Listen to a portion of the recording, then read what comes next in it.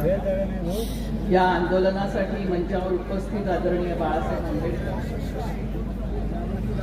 सर्व सहकारी आणि समोर जमलेले माझे सर्व कार्यकर्ते बंधू भगिनी,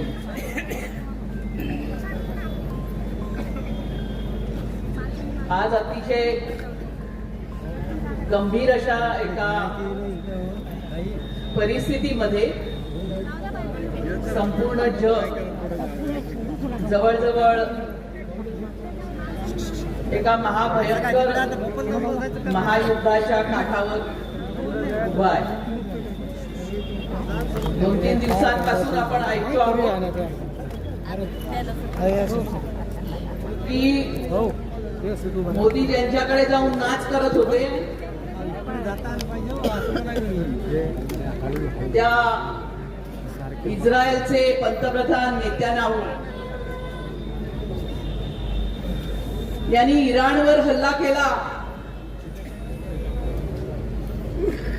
आणि एका महाभयंकर विनाशाच्या खाईमध्ये संपूर्ण जगाला लोटलेला.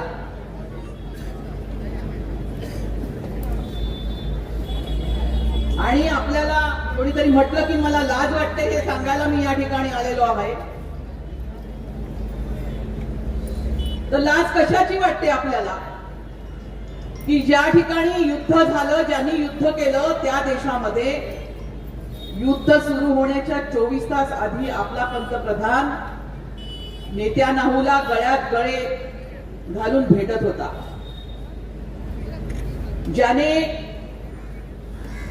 ज्याने आपल्या आजूबाजूचे जे देश आहेत त्याच्यावरती त्यांच्या जमिनी हिसकावण्याचं काम बेकायदेशीरपणे दुसऱ्या देशाच्या हद्दीमध्ये घुसण्याचं काम वर्षानुवर्ष केलेलं आहे तो इस्रायल. पॅलेस्टाईनच्या गोरगरीब जनतेवरती ज्यांनी अत्याचार चालवलेले आहेत आणि लक्षावधी माणसं, शाळेतली मुलं देखील ज्यांनी मारलेली आहेत आणि ज्याच्यावरती आंतरराष्ट्रीय कायद्यानुसार अनेक गुन्हे आहेत, अनेक देशामध्ये जो क्रिमिनल आहे, त्या नेत्यानाहूला भेटायला मोदी गेलेले होते. कोणती तरी वकिलीचं पत्र देण्यासाठी त्या ठिकाणी गेलेले होते. ही खरं म्हटलं तर आपल्या देशासाठी, कारण की स्वातंत्र्य मिळाल्यापासून तर आजपर्यंत भारत देशाचं जे परराष्ट्र धोरण आहे ते देशामध्ये शांतता नांदावी म्हणून अलिप्ततेचं धोरण देशातल्या नेहरूंपासून तर अगदी वाजपेयींपर्यंतच्या पंतप्रधानांनी राबवलेलं आहे. परंतु जे दोघ जण आज जगामध्ये हुकुमशहा बनायला, आणि नुसतंच हुकुमशहा नाही म्हणायचं आपण त्याला, की जे भस्मासूर जगामध्ये बनायला चाललेले आहेत, त्या दोघांच्या समोर शेपटी घालून मोदी आज या ठिकाणी वावरत आहेत. इराणवरती हल्ला झाल्यानंतर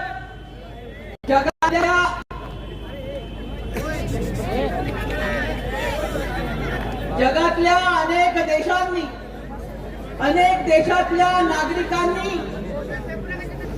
इस्रायलच्या विरोधामध्ये आंदोलनं केलेली आहेत, स्टेटमेंट्स काढलेली आहेत.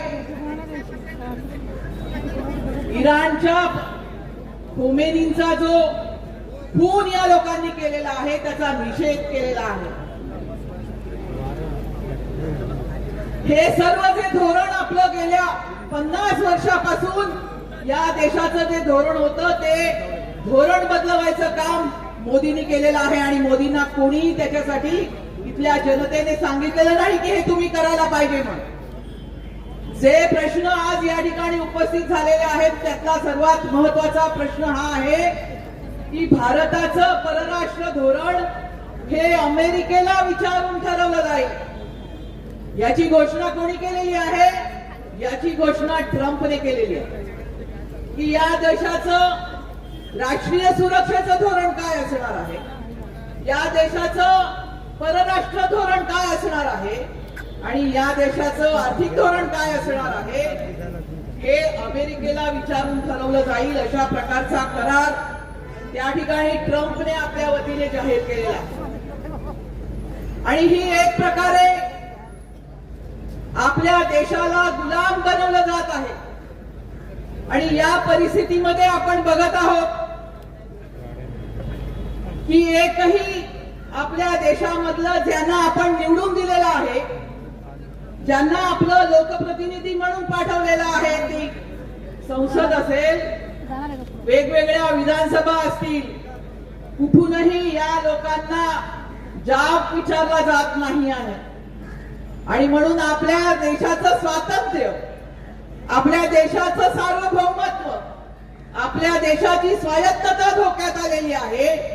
आणि ही जी गुलामीकडे वाटचाल या देशाची चालू आहे त्याच्या जाब विचारायला आपण या ठिकाणी जमलेलो आहोत. या सगळ्या खासदारांच्या, आमदारांच्या तुलनेमध्ये आपण खरं म्हटलं तर छोटे आहोत. परंतु या देशाच्या भवितव्याच्या दृष्टीने आम्हाला ज्याची काळजी वाटते आहे, आम्हाला आमच्या देश गुलाम करायचा नाही आहे, त्या देशाच्या स्वातंत्र्यासाठी आणि स्वायत्ततेसाठी आपण या ठिकाणी आज उभे आहोत.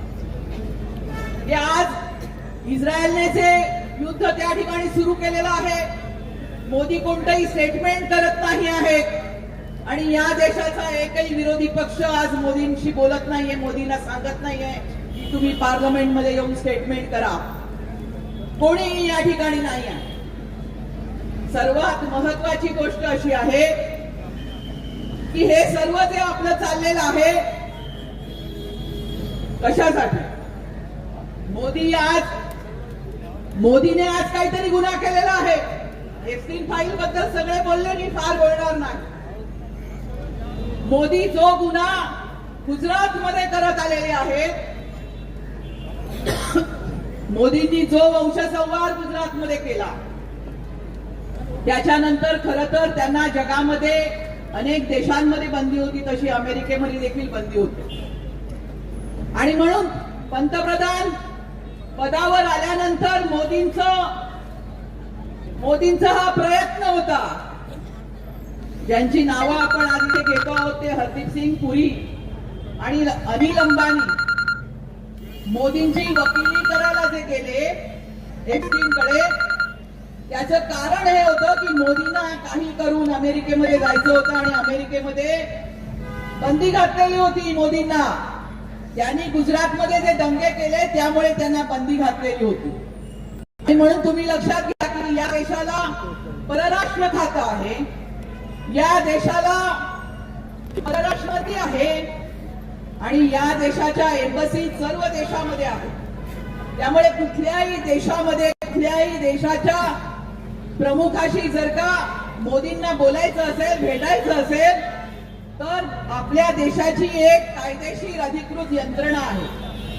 परंतु या यंत्रणेला बाजूला ठेवून हरदीप पुरी आणि अनिल अंबानी एप्स्टीनला जाऊन भेटत होते. याचं कारण असं